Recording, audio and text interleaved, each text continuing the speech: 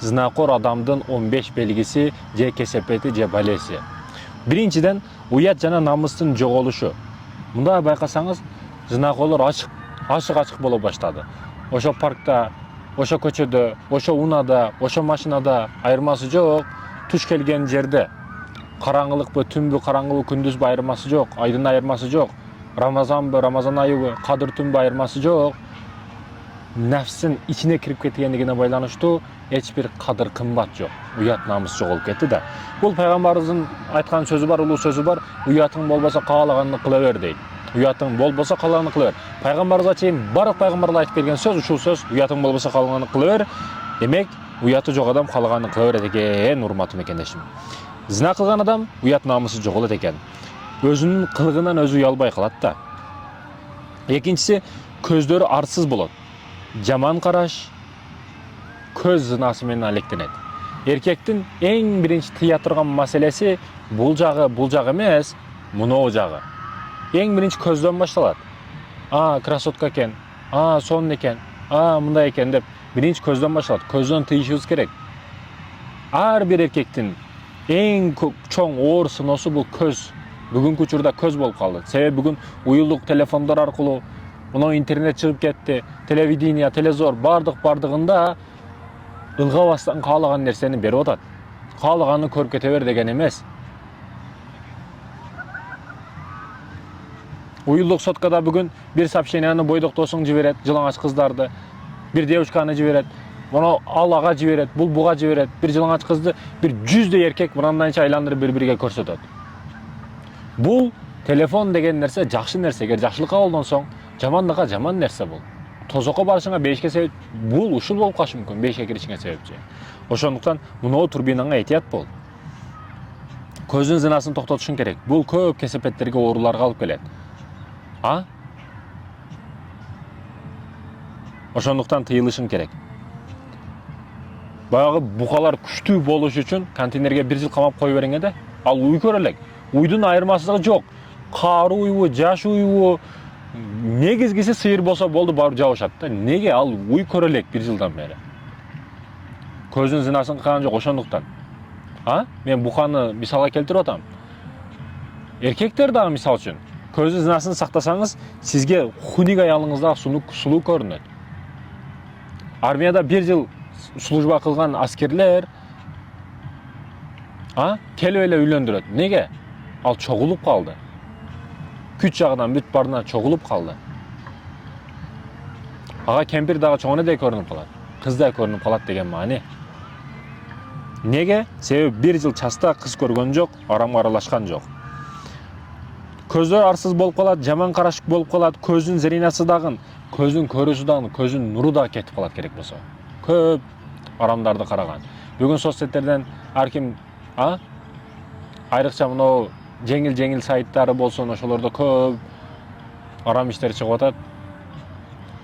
Звезда боломун деп көрсөтпөгөн жери калбады.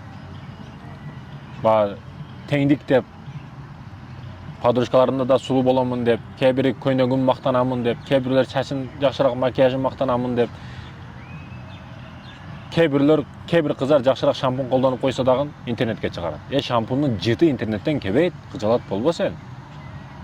Ошону да мактангыңыз келет. Бир өзгөчө сөйкө, бир өзгөчө бирдеке, бир эми кафеге барып калса Кудай берди эми. Туалетиндеги күзгүсүгө кирип алып, ал жагыдан, бул жагыдан, аягыдан, биягыдан кылып бир 100дөй сүрөт тартат. Ичинен эң сонун жакшысын, экөөсүн бирөөсүн тандап алып, ошонун эң жакшысын коёт. Максат эмне? Хуниктерин кое бер. Жыпырык жүзүңдү өзүң билесиң го. Хуник жүзүңдү өзүң билесиң го. Ошо хуник жүзүңдү реклама кылбайсыңбы? Неге тандап эң жакшысы, эң ачык жериңди, эң сонун жериңди коесуң? Кое бер. Өзүң билген жүзүңдү башкалар дагы билсин. Ошо банясы болсун, ошо туалети болсун, ошол жерде күзгүгө кирип алып, эми мына мындайча. Азыр мобилиграф деген эме түшүнүк пайда болуп калган, кесип пайда болгон. Фотограф деген кесип жоголуп кетти, ар ким өзгө сүрөт тартып. Мобилиграф дегени ушул эле телефонду мынтип тартсаңыз, бул жөнөкөй адам.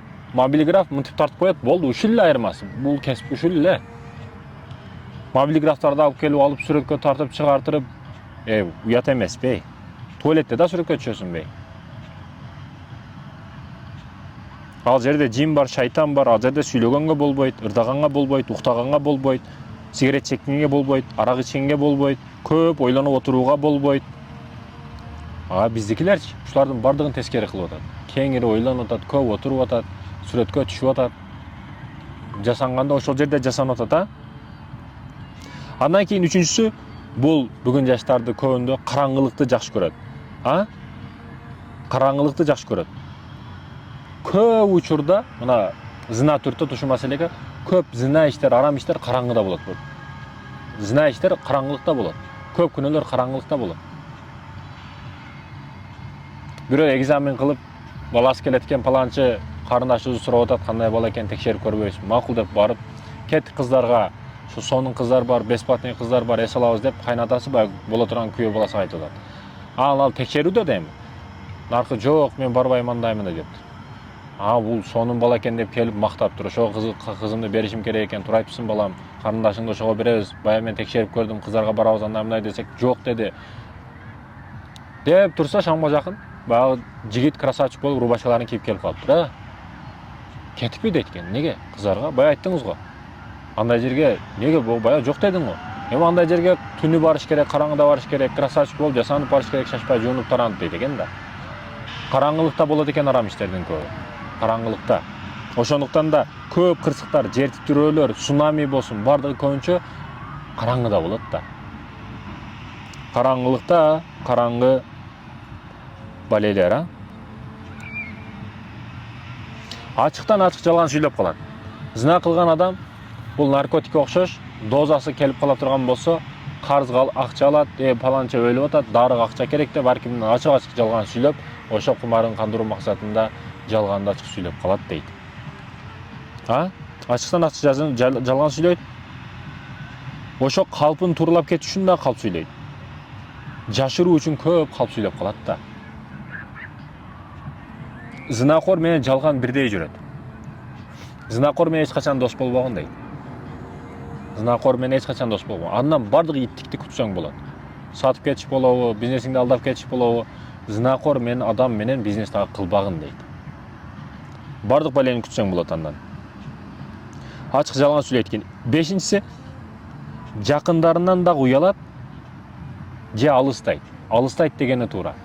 Тууган уруктар, айрыкча ата-эне үй бүлөдөн алыстап калат. Айлыга балса тургусу келбей калат. Неге? Ош Бишкекте өзүнүн сүйлөшкөн кыздары бар. Алар тура албай калган. Айылда 10 күн чыдай албайт. Ошондой экен, урматтуу эркектер, маани бере турган маселе. Ата-эне бир туугандын алдында тура албай калат.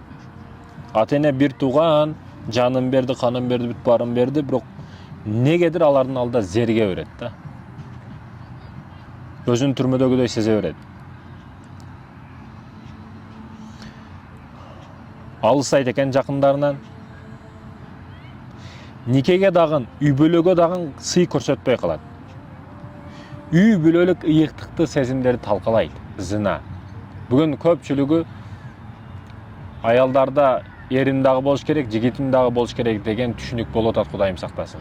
Эркектерде аялым өзүмдүкү, башкалар көзүмдүкү деп экинчисиге дагы аракет кылып атат. Ак никесинде эмес, арам маселеде. Чындыгында коркушубуз керек Кудайдан, урматтуу мекендештерим. Бу айылга келген шаардык кызга үйлөндү, жакшына жашап атат, бала чакасы бар. Иши жакшы, бизнеси жакшы, курсагы ток, чайханама жүрөт, курсагы дыңкыйып, не кылышты билбестен, айылдан келген кыздарды алдап, не бир кымбат баалуу унаасы бар, не бир кичине акча берип турат, студент кыз, кыйналган кыз. Каалагандай пайдаланган эркектер, силер мени көрүп турасыңар билем. Силер узакка барбайсыңар. Эртең каттуу ооруга чалдыгасыңар. Жан дүйнөсүнүн оорусу. Билем силер бактылуу эмессиңер. Билем силер караңгылыкты ичидесиңер. Билем силер алыска барбашыңарды да билесиңер. Эртең акыретте өтө каттуу суроо жооп болушун да билип, бетиңерде караңгылык, жүрөгүңөрдө кыйынчылык бар. Бирок суроо жооп сөзсүз түрдө болот. Ойлон, бул маселеде ойгон. Үй бүлөңдү сактап кал, зынадан алыс бол. Жетинчиси, түшүнүксүз оорулуктарга чалдыгат. Мүмкүн эмес оорулар, диагнозу жок ооруларга чалдыга баштайт. Жыныстык жол менен оорулардын жугушу деп эле айтыш туура эмес. Башка оорулардан келиши дагы зына себепчи болушу мүмкүн толук түрдө. Башың ооруп атабы, көзүң ооруп атабы, кулагың ооруп атабы, буга дагы зынанын себебинен. Бир эле жыныстык жактан оору келет деп ойлобо. Оору келет деди, болду, пайгамбарыбызга эсеп. Жыныстык жактан дагы келет, башка жагынан да келгенин түшүнбөй каласың. Ошол учурда өкүнүп калба. Өмүрүм бүттү, баардыгы токтоду, кеч деп өкүнүп калба. Ошондуктан азыр токтот. Түшүнүктүүсүз ооруларга, диагнозу жок ооруларга чалдыкпайын десең, токтот азыр. Жүрөгүндө эч качан тынчтык болбойт. Ар дайым тынчсызданып жүрөт. Зынакор адамдын жүрөгүндө, жан дүйнөсүндө тынчтык болбойт. Ал дайым тынчсызданууда. Уктаганда дагы уйкусун көзүн ачышы менен коркуу менен ойгонот. Келечегим кандай болот деп. Жатарда укташ кыйын болот. Түнү бир канчага чейин телефон, компьютер чукулап араң уктайт. Неге? Аны ошо кылып аткан зинасы арам иштери уктатпай атат. Коркуу менен ойготуп атат да. Ал өзү сезип деле турат. Арам иштетин токтотуп, күнөө иштерин токтотуп, урлугун токтотуп, зинасын токтотуп турган болсо, жашоосу жакшы жакка өзгөрөлөрүн өзү дагы билип турат. Болгон анын жалкоолугу бул иштен токтотуп калып атат, тосуп калып атат. Тынч болоюн десең, жүрөгүң, жан дүйнөң тынч болоюн десең, зинаны токтот. Башкаларга ишенбейт, өзү дагы ишенимсиз болот да. Зинакор адамга мен 100% ишенбейм ага. Бир тыйын дагы бербейм. Андан бардык балең күтсө болот. Силерге дагы айтарым, зинакор досуң барбы? Мамилени токтот, ал сени зинага тартып кетет. Зинакор досуң барбы? Ал менен бизнес баштаба, ал банкрот болот сөзсүз түрдө. Себеби зинакорго сөзсүз түрдө бай болбоштук дагы пешенесиге жазылып калат да.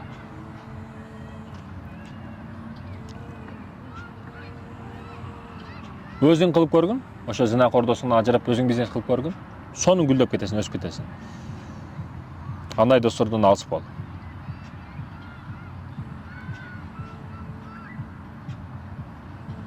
Өзү дагы ишенимсиз, башкалар дагы ишенич көзү менен карай албайт ал адам. Намазды таштайт, же көңүл кош окуйт, же тез окуйт, же окубай коет. Же каалагандай убакытта окуп калат. Күнөөнүн таасири менен ибадатка кайдыгер болуп калат экен да. Каалаганда оку, каалаганда окуба. Себеби кылып аткан күнөө иши дагы ошого шарт түзүп калат да. Расчет алып калат. Мына намазды окуп алам эптеп болду анан. Эркин кушмун деп калат. Баягы эптеп чалапла кылып намазды тургузуп койсо, эркин кушмун деп ойлоп калат да. Бирок билбейт, эртең эле эркин куштук аркасына келип калат. Жүзүнөн дагы нур кетет. Жүзү тартылып, караңгыланып, карайып кетет. Зинакор адамды карасаңыз, зинасын кылып бүткөндөн кийин алхамдулилля, Кудайыма шүгүр деп айта албайт эч качан. Деп кенене сала албайт. Не кылат? Дароо сигаретиге жүгүрөт, же пивосуга жүгүрөт, же арагын ичет. Неге? Зинага чейин күлүп жүрдү, деп жүрдү. Күнөө ишинден кийинчи. Баягы кызды дагы көргүсү келбей калат, өзүнү дагы жек көрүп калат. Өзүгө ишенич өлүп калат. Келечегин көргүсү келбей калат. Эч нерсе кылгысы келбей, тумандын ичине, караңгылыктын ичине кирип калат. Эмне үчүн? Зинаны кесепетинен. Бетинен дагы нур кетет, жүрөгүнөн дагы нур кетет. Ар намыссыз жашоону кадыр эсе көрүнүш катары кабыл алып калат экен да. Ар намыссыз жашоо ал үчүн күн сайынкы программа болуп калат. Эч бир нерсеге кызыгышы жок, эр бир нерсеге чувство жок, таасир жок, сезгени жок, сергектик жоголуп калат экен да. Разведчиктер тың турат го, снайперлер тың турат го. Не болсо бир куш кыймылдап койсо да жүрөгү менен, кулагы менен сезип, бул зинакор адам эч нерсеге бар жок уруп койгон да ага. Неге? Күнөө караңгылатып салган жүрөгү. Эч бир нерсеге кызыгышы жок. Күнөөгө көнүп калат. Өкүнүчтүүсү кайталана берет бул нерсе. Эч тойбойт, тооба кыла албай калат экен да. Эгер токтотуп калбаса, өзүнүн нерсин тыйбаса, мажбурлабаса, оңой эле таштала турган нерсе эмес бул. Мажбурлашың керек, кыйнашың керек, орозо кармашың керек. Бойдок болсоң үйлөнүшүң керек, кыйын жашоону тандашың керек. Бул дүйнөдө канча кыйналсаң кыйнал, тозокко кирип кетпе акыретте. Күнөөгө көнүп калбай, эң жаман ушул.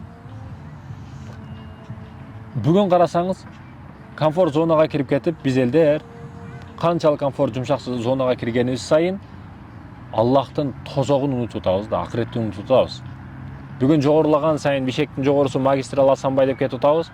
Комфорттуу квартираларга кирип кетип атабыз. Бирок эртең ошолордун ичинен бүт бардыгынан ажырап кабырга кирип калышыбызды умтуп атабыз да. Акыретте эстегиси калабай атат. Эстешти калабай атат.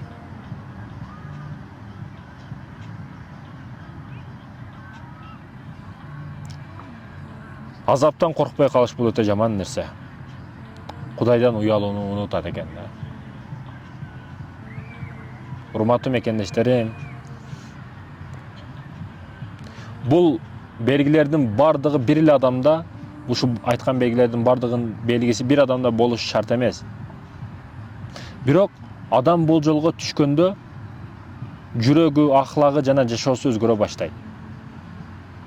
Ислам дини ар бир пендеге тобо кылууну, ооруну моюнга алуу жана жакшы жолго кайтуу үчүн мүмкүнчүлүктү берген. Азыр тоба эшиктери ачык, азыр кайтып кал.